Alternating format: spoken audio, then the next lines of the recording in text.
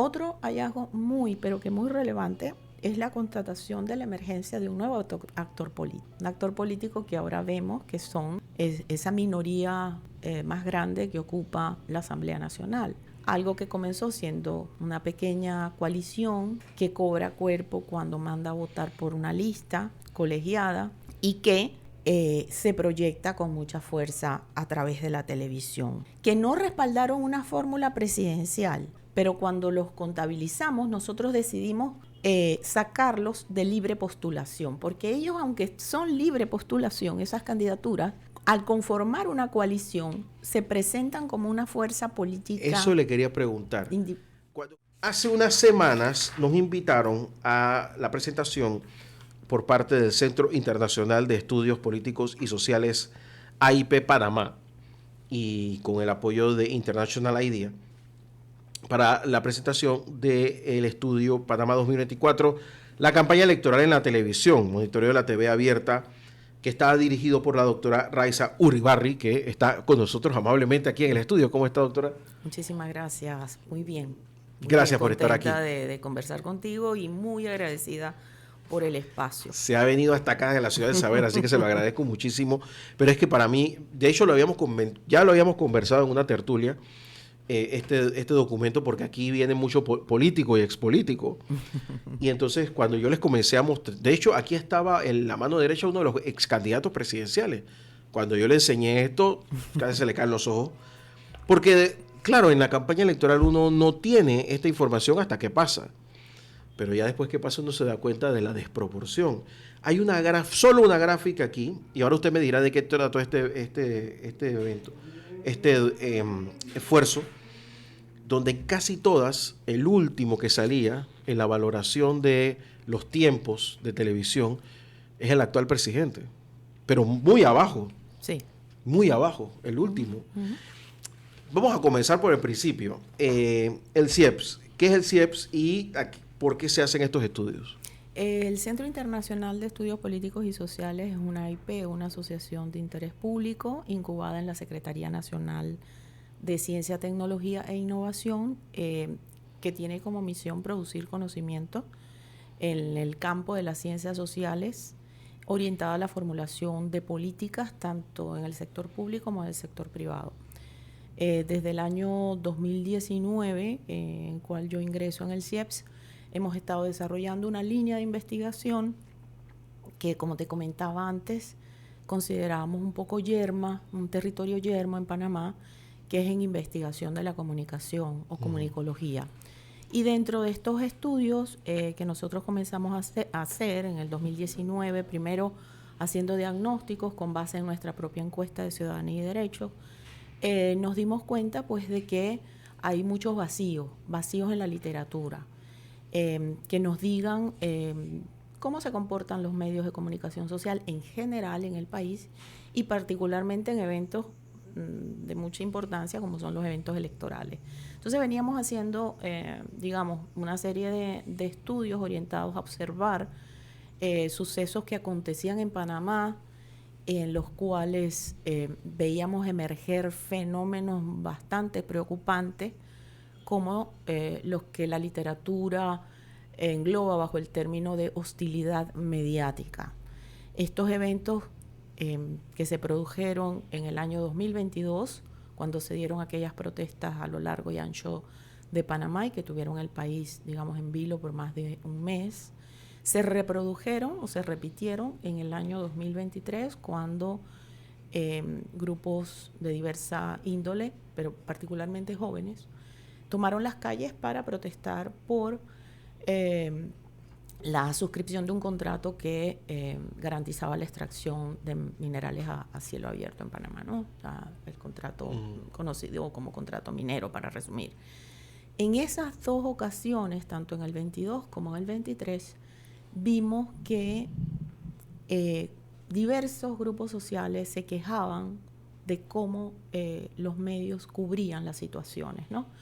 De forma unos más acerbos que otros, con mayor intensidad que otros, y empezamos a mirar qué pasaba allí, ¿no? Y fuimos como teniendo pistas, y en ese recorrido investigativo, porque la investigación es eso, es un continuum. Uno comienza a mirar unos fenómenos y de repente te aparecen cosas que tú dices, hay que mirar. Nos llegan las elecciones y qué mejor momento para poder nosotros hacer un aporte pequeño, porque es que este informe es un informe muy pequeño en relación a lo que es todo el universo mediático panameño.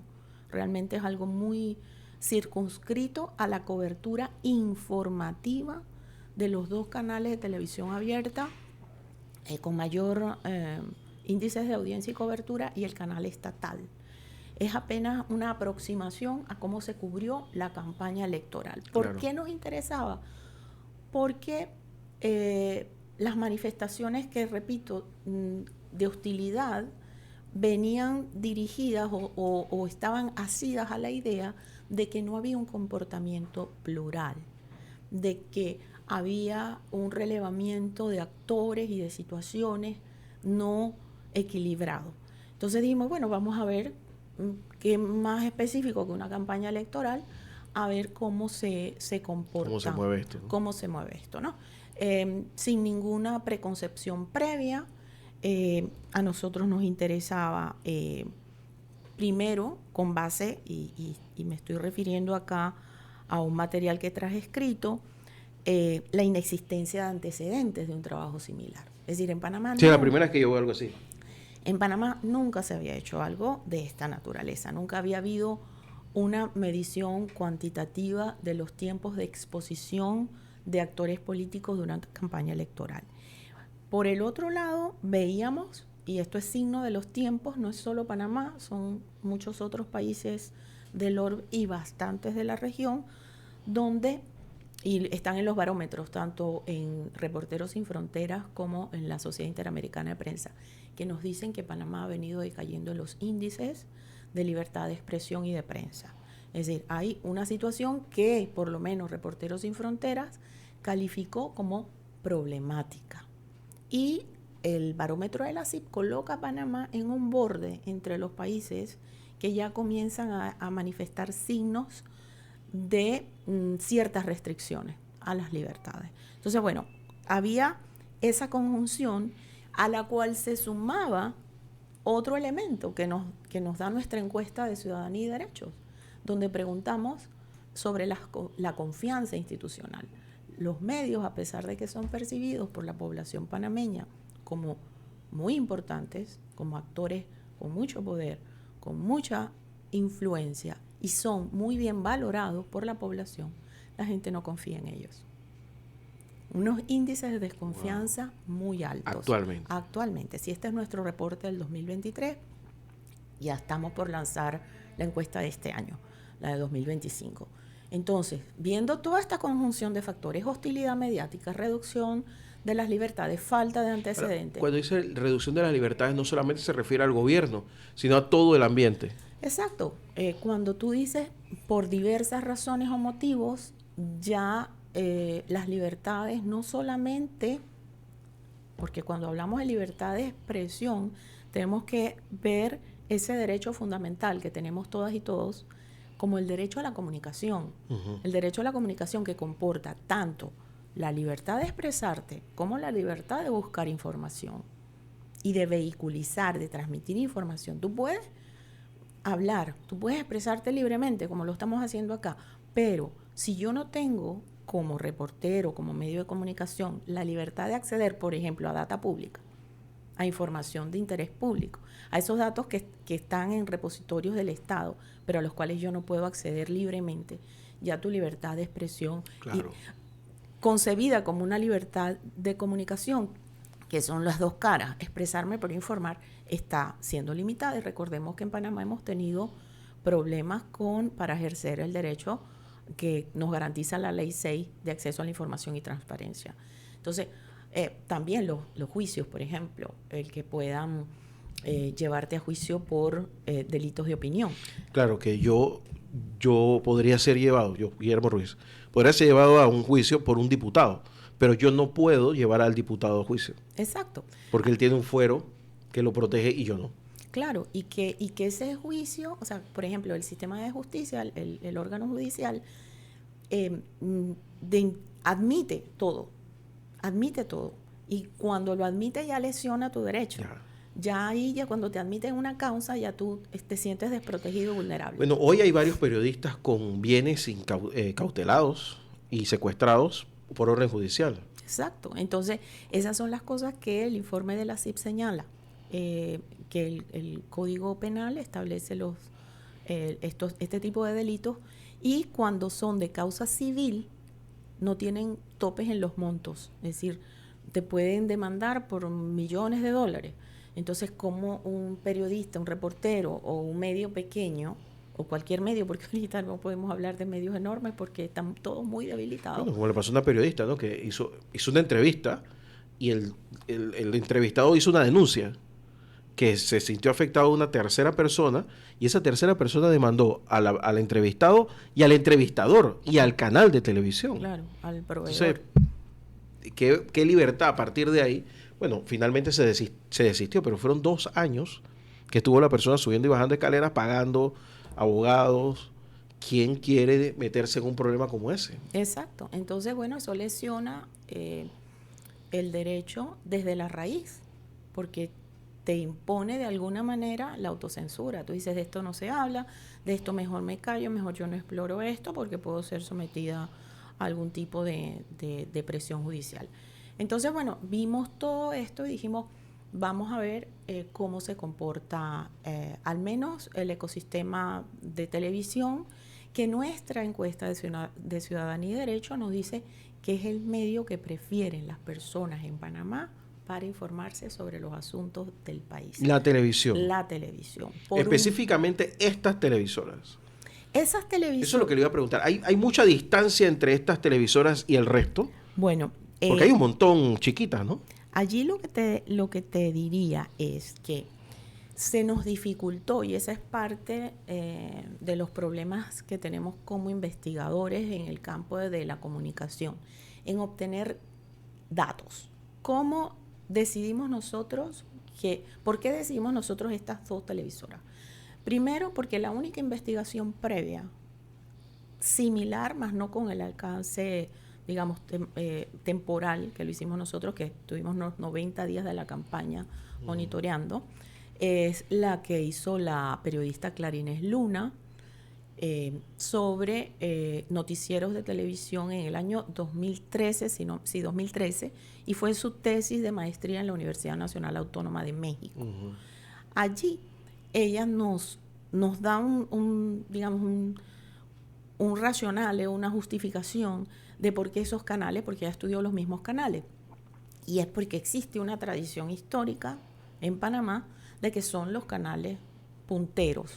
Luego quisimos corroborarlos con mediciones de audiencia, y las mediciones de audiencia las hace una empresa privada, Cantar y Bope Media, con la cual entramos en comunicación, le solicitamos los datos, pero son datos que se los proporcionan a quienes los contratan.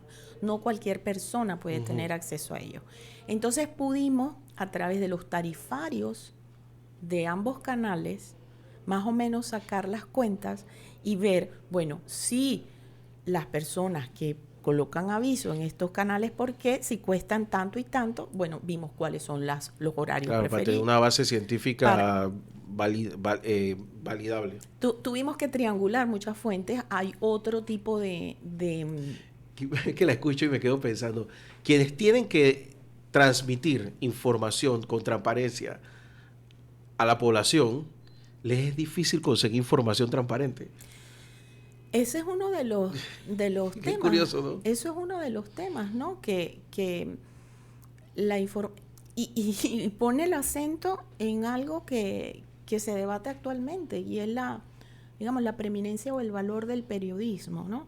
La gente cree que porque se han diversificado las fuentes informativas, en muchos de los casos que yo llamaría se han diversificado las desinformativas, podemos prescindir del ejercicio profesional del periodismo, que es aquel que se dedica a buscar la información deshojarla, desmantelar todos aquellos datos, verificar, buscar en diversos lugares, bases de datos, documentos, entrevistas, análisis, para poder darle a la ciudadanía la información más exacta posible que le permita tomar las mejores decisiones.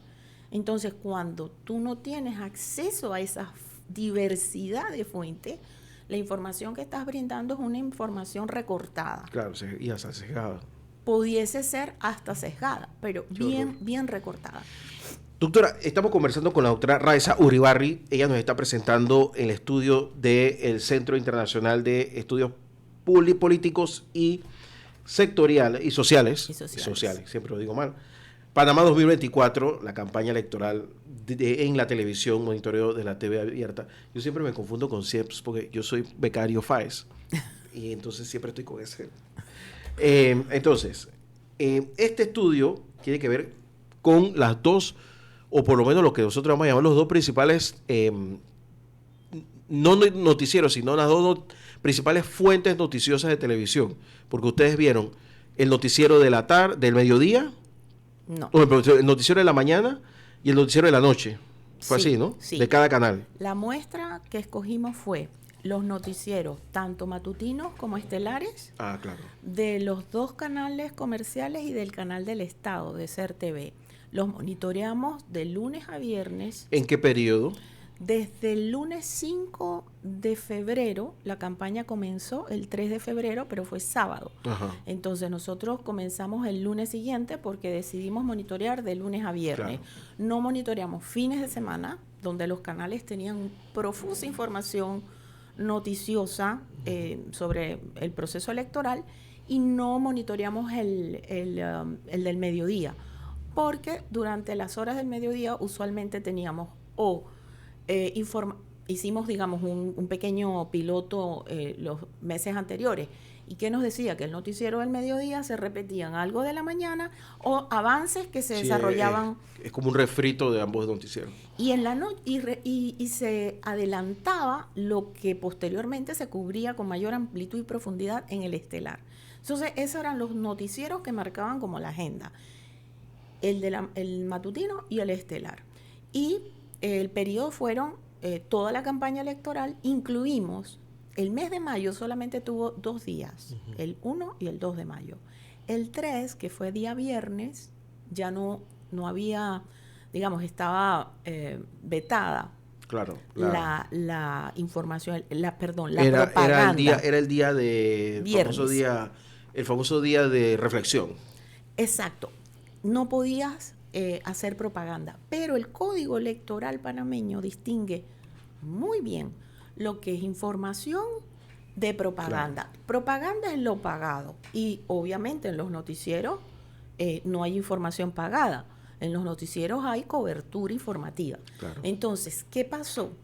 Que en Panamá sucedió un evento, es decir, la campaña toda fue muy accidentada y muy marcada por el caso judicial del señor Ricardo Martinelli, que era el candidato del partido, inicial candidato del partido RM. Entonces, el viernes 3 a las 5 o 6 de la mañana estalla la noticia de el fallo de la Corte Suprema de Justicia. Entonces, nosotros también cubrimos el día 3 informativamente. Claro. Entonces, por eso se extendió un día.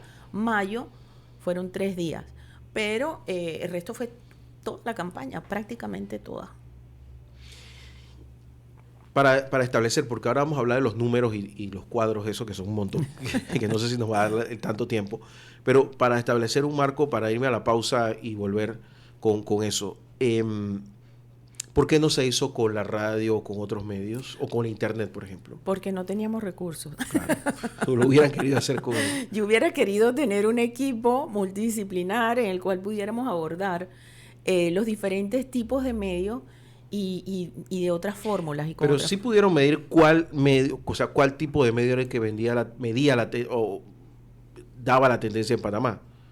Lo que nos basamos es lo que le estoy comentando. Nuestra encuesta que dice que la televisión es el medio preferido por la población panameña para informarse sobre los asuntos del país. ¿Por mucho o por poquitito? Por mucho. Por mucho. Por mucho. Además, este dato que no es menor, que no es menor, y es que el 82.7 hogares panameños, según el censo, cuenta con un aparato de televisión.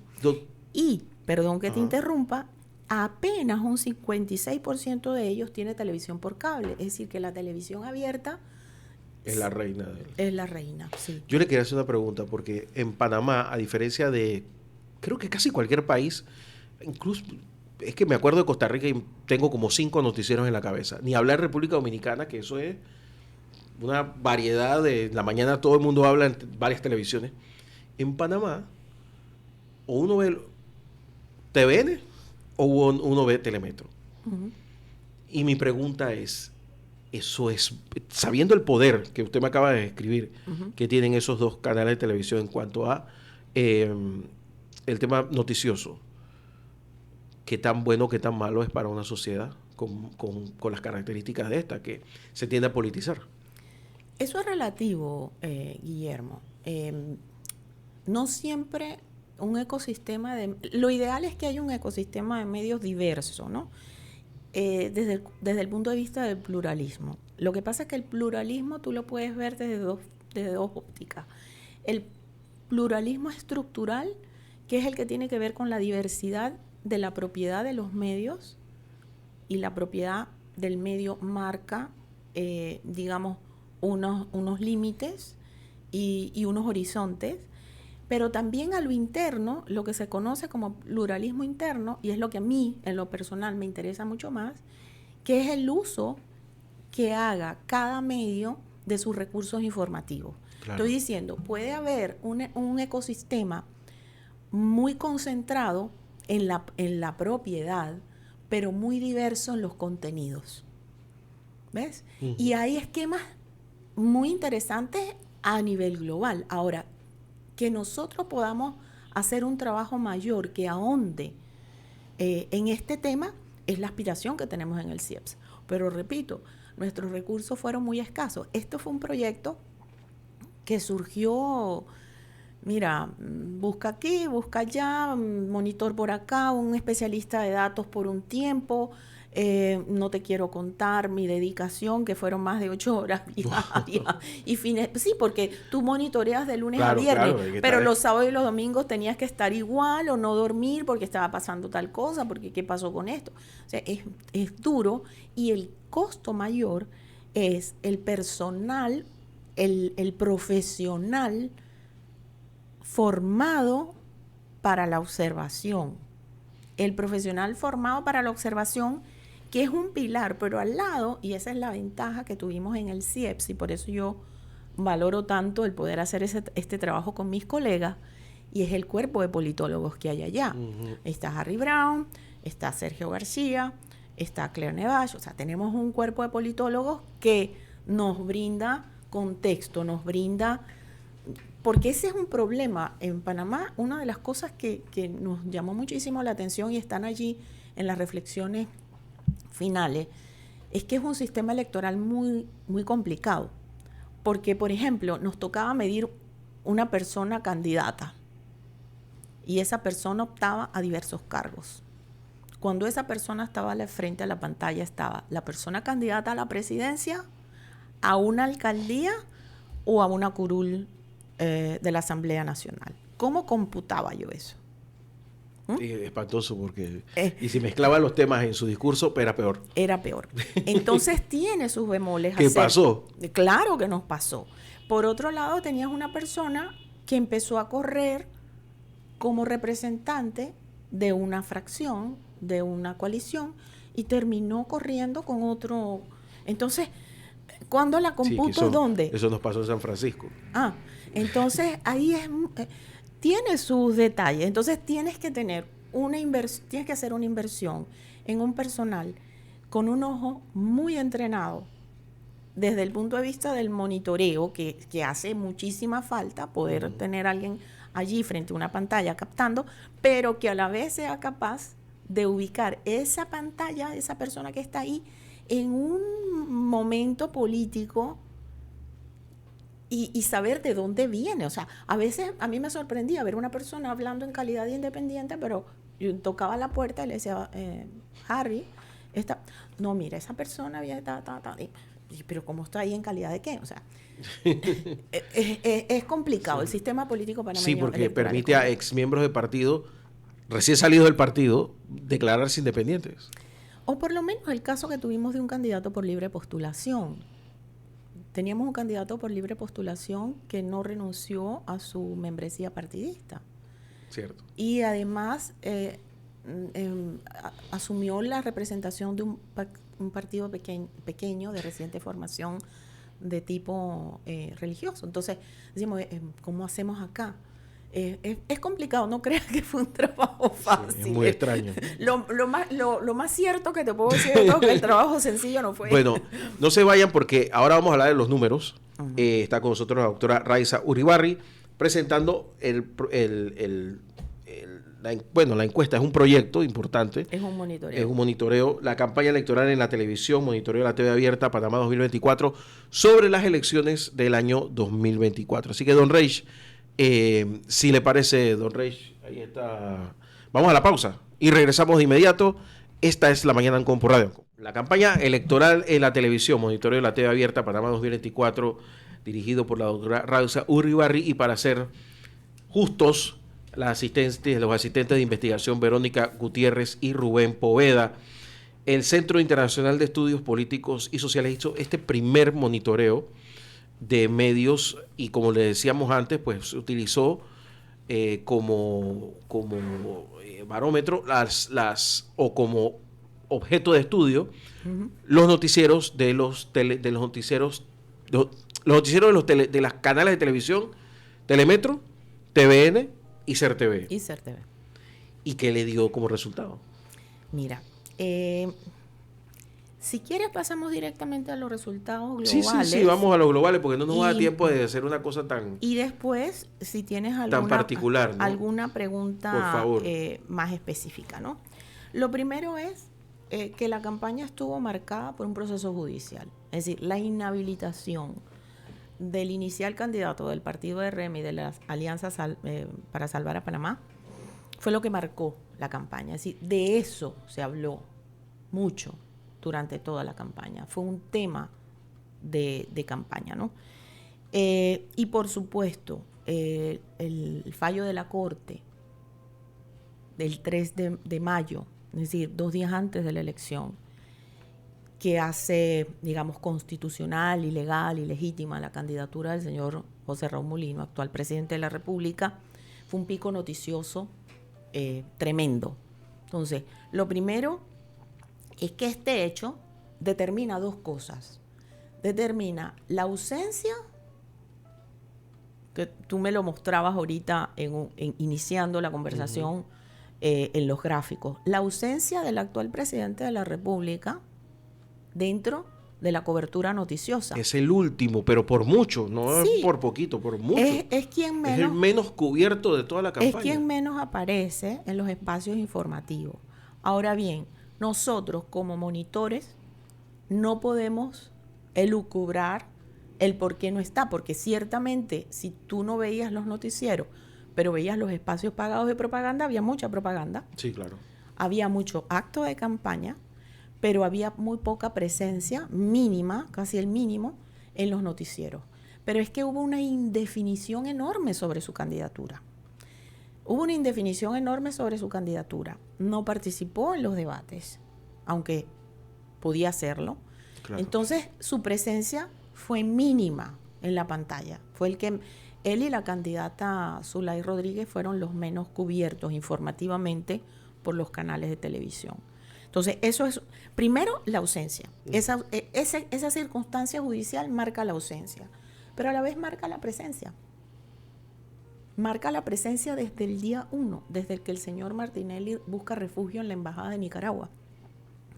Tuvimos cámaras, reporteros por largos días, semanas, reportando en la puerta de la Embajada de Nicaragua, llevando los acontecimientos en vivo y en directo, claro, en los noticieros. Eso marcó. Entonces, ese es un hallazgo, digamos que no sorprende a la luz de lo que uno va viendo, pero que es importante es importante ver cómo un solo evento marca dos cosas muy diferentes. La ausencia, pero a la vez la absoluta presencia, cómo se llenó esa ausencia con el tema. Ese fue un tema central de la campaña. Otro hallazgo muy, pero que muy relevante, es la constatación de la emergencia de un nuevo actor político. Un actor político que ahora vemos que son esa minoría más grande que ocupa la Asamblea Nacional.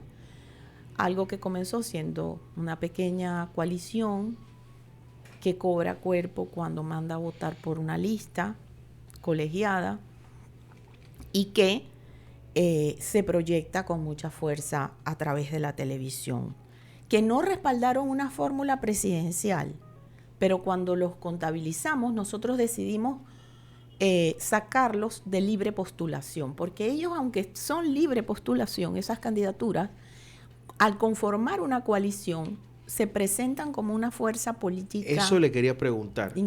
Cuando yo veo los gráficos individuales y hay una enorme gráfica que es los candidatos de libre postulación. Ajá. Y hay una gráfica que casi siempre está de tercera o de segunda, que es la del grupo Vamos. Y yo quería saber por qué se había tomado diferente, si al final todos son de libre postulación. Nosotros tomamos esa decisión metodológica porque ellos actuaban como un partido. Es decir, no lo son. En algún momento yo he usado el término protopartido, pero quizás nunca se convierte. Yo respectivamente les digo para partido, pero eso es un problema mío ahí. Yo no estoy, digamos, vaticinando que se conviertan en tal, pero actuaron como un partido, o sea, fueron con una lista unificada de candidaturas, gracias a lo cual, con los mismos colores, azul y naranja, conformaron una bancada de 19 más un miembro. ¿Qué puede explicar que el menos cubierto haya ganado las elecciones a nivel presidencial y los más cubiertos a nivel legislativo hayan ganado a nivel legislativo? Hasta ahí no tengo. Es muy curioso porque está demasiado desproporcionado. Allí no tengo la influencia que puede haber tenido la televisión en los resultados. Nosotros no buscamos en este estudio, no tenemos una perspectiva de análisis de contenido o de influencia. O sea, nos contentamos en un primer momento. Quizás para las próximas elecciones tengamos ya una metodología más afinada, podamos desarrollar otro tipo. Por ahora solamente es la data. Por ahora, la variable fundamental de este estudio es cuantitativa y es tiempo. Y entonces, sí, vemos otras cosas, temáticas, tal, pero lo que nos interesaba era, por eso el relojito que tenemos en todas las gráficas, un relojito que marca tiempo y otro que marca piezas, número de piezas que se monitorearon, cuánto tiempo contabilizaron y cuánto de ese tiempo se le otorgó a cada uno. Ahora, sobre lo que me preguntabas, ¿no? De libre postulación y Vamos, nosotros decidimos verlos a ellos, a todos esos candidatos, como una fuerza política aparte. Los sacamos de la libre postulación y los medimos aparte. Y creo que no funcionó porque ellos no tenían candidato a la presidencia. Entonces, nosotros medimos candidaturas presidenciales en pantalla, otras candidaturas fueran alcaldías, a representantes o a curules, a aspirantes a diputados o diputadas, no medimos candidatos a Parlacén. Ese fue el único que dejamos por fuera. Y cuando vemos los tiempos dedicados a las candidaturas por fuerza política, vemos que quien encabeza el tiempo es Vamos. O sea, esos candidatos y candidatas tuvieron mucho más tiempo, por ejemplo, que los candidatos o candidatas del Partido Panameñista, de Movimiento Otro Camino, del Partido Popular, de Realizando Metas, del Partido Revolucionario Democrático, de Cambio Democrático, de País o de Molirena, que si los ves, tienes a los dos partidos tradicionales, o sea, panameñismo y PRD, muy por debajo de un nuevo actor político. Entonces, ellos no tenían candidatos a la presidencia, sin embargo, sus candidaturas a la asamblea, a los representantes de corregimiento y a las alcaldías, resonaron bastante. Hay que resaltar, este estudio no estaba midiendo qué tan popular era en la televisión, sino qué tanto lo presentaban los noticieros en la televisión. ¿Cuánto tiempo le dedicaron en los noticieros a estos actores políticos? Entonces ahí, si lo queremos ver, como por ejemplo ver algo que es uno de los más sencillos, el tiempo dedicado a las candidaturas presidenciales por la libre postulación, vemos que el candidato, o sea, que hay 3 candidatos, el señor Melitón Arrocha, la señora Maribel Gordón y la señora Zulay Rodríguez, eran 3. Bueno, el candidato tiene un tiempo y un número de piezas que hacen la suma de ellas 2. Es decir, él se llevó como candidato a libre postulación a la presidencia de la República prácticamente toda la cobertura. Y la pregunta que nos hacemos es... ¿Por qué? O sea... ¿A razón de qué? Si al final... Exacto, bueno, al final ni siquiera terminó. Exacto. Porque salió a otro. Exacto. Hay esas cosas que después que uno termina el trabajo y lo empieza a mirar, y además lo mira con colegas y lo mira con otros periodistas y lo mira en espacios informativos, te hacen la opinión. ¿Y por qué tanta cobertura? Son los detalles, los chispazos de un trabajo como este.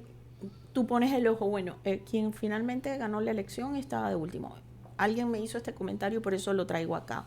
Yo vi como un resultado interesante de las candidaturas de un actor político novedoso. Pero siguiendo con los resultados, además de ese, podemos ver el relacionado con los criterios de noticiabilidad. Es decir, para los 3 canales hubo sucesos que compartieron el criterio de noticiabilidad, porque entre periodistas sabemos que uno de las cosas importantes que hacen que un hecho se convierta en noticia, es decir, que sea noticiable, puede ser compartido o no, dependiendo de cómo tú te ubiques frente a esos hechos. Bueno, lo interesante en este caso es que los 3 canales se ubicaban igual frente a los hechos, cubrían con la misma intensidad los mismos hechos. Es decir, los picos de cobertura se lo llevaban, por un lado, los debates, que es lógico porque se encadenaban, digamos, los claro, no quedaba de otra. Pero los otros son los vinculados con el caso judicial. Que tú me podrás decir, eso no es un resultado muy interesante desde el punto de vista de la comunicología y de lo que hablábamos antes sobre la diversidad o no del sistema de medios. Yo diría sí es interesante porque me está pintando un sistema de medios que no es diverso, que tenemos muy, muy similar, que no hay voces distintas, ¿no? Ese me pareció un hallazgo interesante. Lo otro, y eso lo quiero resaltar porque este sí es un resultado que a mí me parece interesantísimo, y es que el canal del Estado, SER TV, al contrario de la mayoría de los canales públicos, de los sistemas de radio y televisión pública latinoamericanos que tienden a gubernamentalizarse, es decir, a otorgar tiempo en pantalla y en onda sonora a los candidatos del partido que ejerce el gobierno, SER TV fue... Qué curioso, ¿no?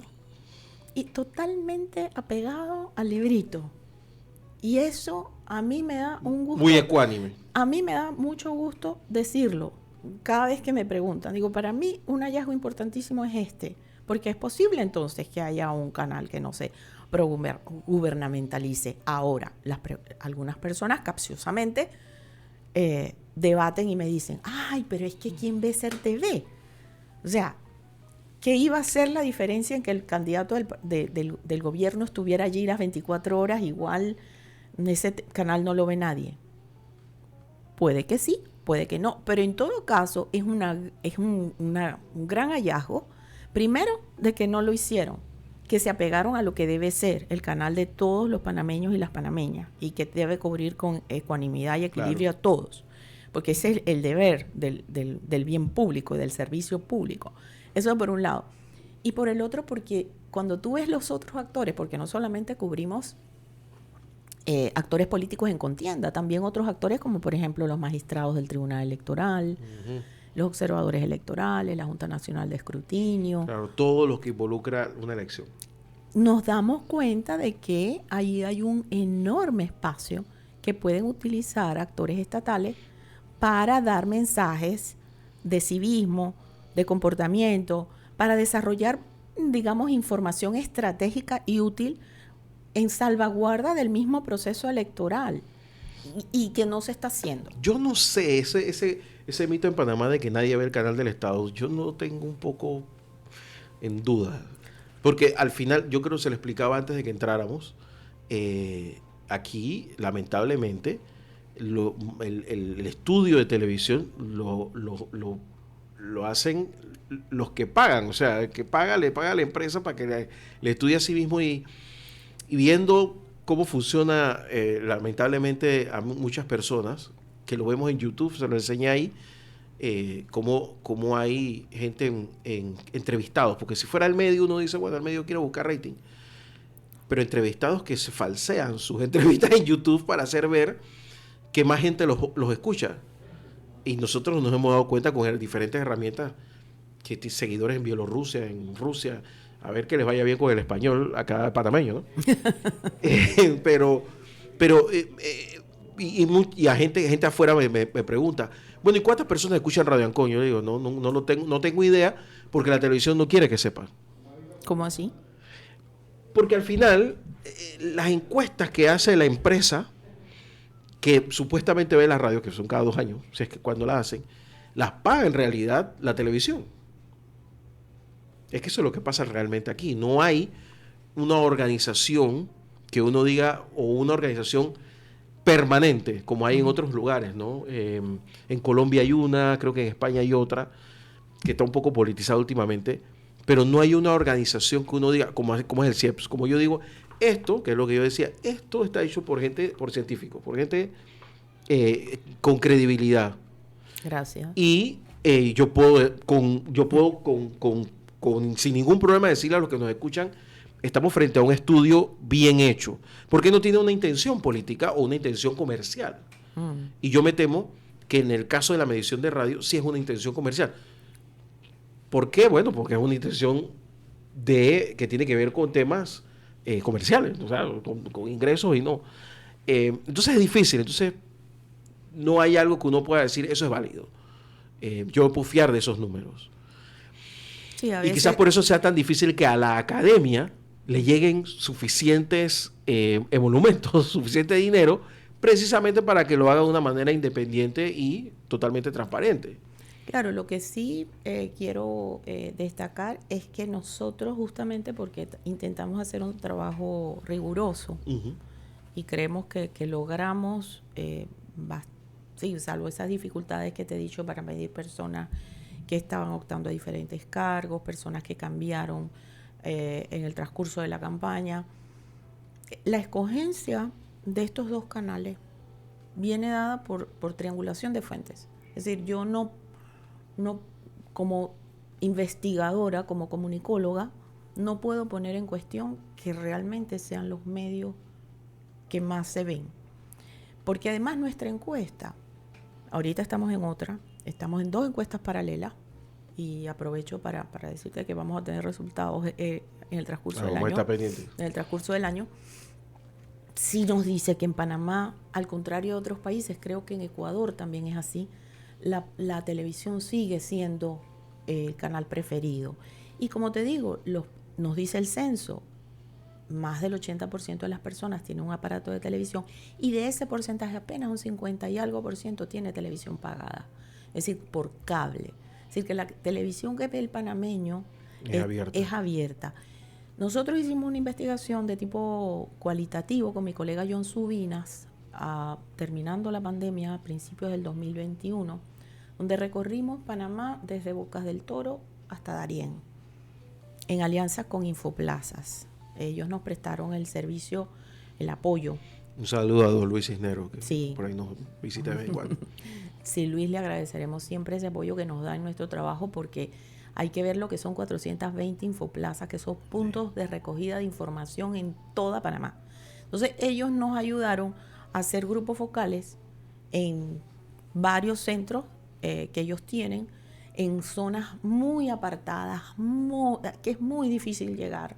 No nos tiramos, porque era invierno, no nos tiramos por la, digamos, por lancha a sitios más remotos, como por ejemplo Jaque, que hay que llegar. No, pero sí fuimos a Metetí, fuimos a Chiriquí Grande, fuimos a sitios bastante, El Prado, en Veragua, donde prácticamente no hay nada. Y en esos hogares había televisión. Y tú le preguntabas a la persona, ¿cómo se informa usted? Televisión y radio. El punto con la radio, y este debe ser un dato que para ti debe ser bastante interesante como radiodifusor, es que la radio que se escucha en las zonas rurales y comarcales es radio religiosa. Uh-huh. Sí, sí, sí. Mucha radio. Mucha radio religiosa. Mucha radio Sobre religiosa. todo en Darién. En Darién la radio de la iglesia es muy escuchada. Entonces ahí tienes que nuestro deseo en el CIEPS es poder... Bueno, usted hicieron un estudio del año 2023 que hablaba específicamente del radio, y después la Cámara de Comercio hizo uno un poco menos detallado y eran muy similares los resultados. Sí, nosotros tenemos que, después de la televisión, el medio, los canales, bueno, yo no los llamo medios, las plataformas o canales a través de las cuales las personas se informan preferentemente son redes sociales. Pero la radio, nos dice nuestra encuesta, es el tercer lugar, pero llega donde no llega nadie más. Y llega como puede estar llegando ahorita alguien que está en el tranque, que está cocinando en su casa, que está haciendo alguna tarea, lo que sea, que está en su oficina. Es una onda que te cubre y que no te impide hacer otras cosas mientras tú escuchas lo que te comentan. Pero doctora, ¿sabe una reflexión? Pues se me está acabando el tiempo, le quería decir. La radio, yo por ejemplo tengo como 7, 8 emisoras que hacen algo parecido a lo que yo hago, o sea, información, esto. Pero estamos hablando, y usted misma nos lo pone aquí, de unas televisoras que posiblemente, ante la falta de un estudio más apegado a la independencia, posiblemente estamos hablando de solamente 2 opciones de noticias que son mayoritarias por preferencia o por cobertura o por lo que sea, pero son solo 2 en cuanto a la televisión.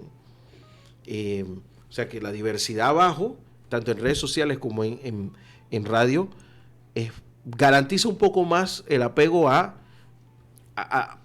no el apego, sino a que sea menos manipulable, porque yo puedo decir misa, pero si hay 2 emisoras más que dicen otra cosa, es muy probable que yo esté inventando o lo esté diciendo equivocado. Pero si los 2 televisoras deciden o no decir algo, que es el estudio o decirlo, es diferente, porque eso solamente son 2.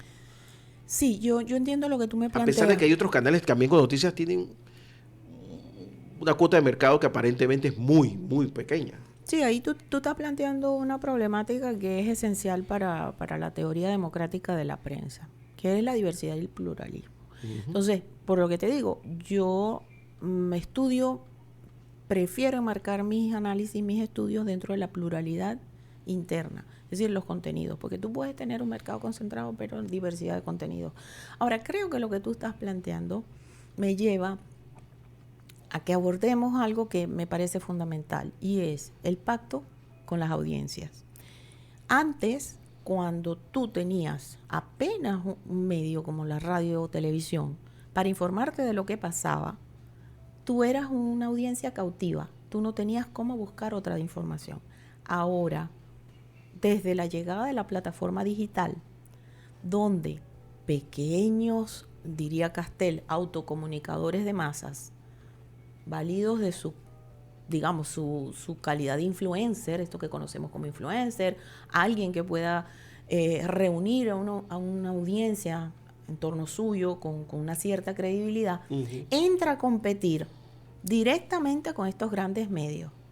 ¿Qué es lo que estamos viendo y por lo que está sufriendo la industria? La industria de medios está acusando el golpe de la falta de pluralismo. Porque cuando tú, por ejemplo, estás viendo un hecho y lo estás viendo en la pantalla de tu teléfono y esa pantalla está inundada de replicación del hecho y no lo ves en tu pantalla chica, pero luego no lo ves en la pantalla grande, tú empiezas a dudar. Entonces, hoy por hoy, el reto que tienen los medios para sobrevivir, y cuando digo para sobrevivir, digo para sobrevivir y para que sobreviva la democracia, es ser plurales. Así es. Porque si no, nos va a llevar la atomización y nos va, esta atomización, esta fragmentación, a crear el clima necesario para que coja cuerpo la desinformación. Porque cuando no crees, no tienes un sujeto en quien creer, puedes no creer en nada. Y cuando no crees en nada, puedes creer en cualquier cosa. Y es lo que estamos viendo prácticamente hoy a escala global, con desinformadores globales que no han tardado en llegar a Panamá con el asunto del canal.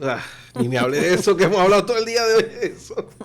Doctora Raiza Uribarri, gracias por estar con nosotros aquí en Radio Ancon. A ti, Guillermo. La verdad es que nos hemos quedado cortos, pero bueno, vamos a ver cómo hacemos para hablar más seguido. No, me interesaría a mí también que tú me dieras muchos datos que tú tienes por tu larga trayectoria como radiodifusor. Con mucho gusto, a la orden. Y muchísimas gracias. Y nada más que una pregunta, porque a mí me la han preguntado. Esto es un documento bastante limitado, impreso, pero ¿ustedes lo tendrán en algún otro formato para que la gente pueda entrar a verlo? Todavía no lo tenemos en digital, pero quien quiera a partir de la próxima semana lo puede ubicar en la biblioteca, porque tiene un ISBN, va a estar con su depósito legal en la Biblioteca Nacional, que es una ley de depósito legal que nosotros estamos obligados a cumplir. Y próximamente lo vamos a tener también en nuestro sitio web. Será fabuloso. Será fabuloso. Cuando suceda, me avisa para decirle a toda la audiencia y a muchos de esos políticos que vienen aquí a la tertulia, que están ávidos, como se los enseñé de acá, que eso es mío. Oye, qué buena noticia. Qué buena noticia que tenga todos difusión. Pendientes, porque sí, claro, les sirve porque muchos se quieren explicar muchas cosas, ¿no? ¿Por qué les fue mal? ¿Por qué les fue bien? ¿Por qué les fue más o menos? Y quizás ahí esté parte de porque algunos se gastaron mucho dinero y no vieron el resultado.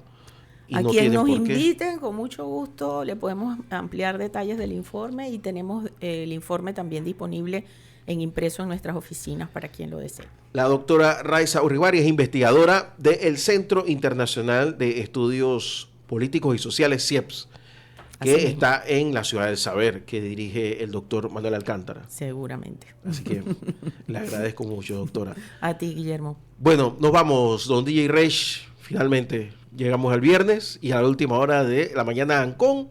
Doctora, muchísimas gracias, don DJ Reich. Muchas gracias, Diego Hurtado también. Yo soy Guillermo Ruiz, pásenla bien.